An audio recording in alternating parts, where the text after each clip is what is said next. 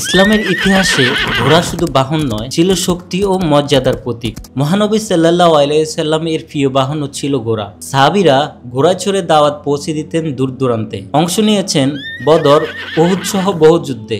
আল্লাহর পথে অগ্রযাত্রার ঘোড়া ছিল মুসলমানদের বিশ্বস্ত সাথী। কোরআনে ঘোড়ার উল্লেখ আছে।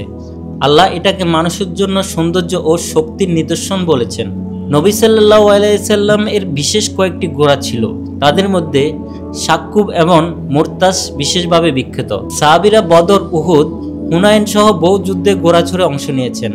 ইসলামী সাম্রাজ্য বিস্তারের যুগে ঘোড়া ছিল মুসলিম বাহিনীর দ্রুত অগ্রযাত্রার শক্তি।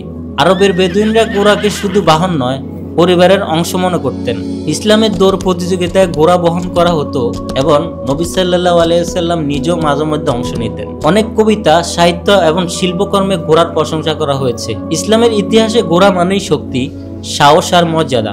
নবী সাল্লাল্লাহু আলাইহি সাল্লাম ও সাহাবীদের বিশ্বস্ত সঙ্গী ছিলেন এই ঘোড়াই। ইসলামের ইতিহাসে ঘোড়া মানে শক্তি, সাহস আর মর্যাদা।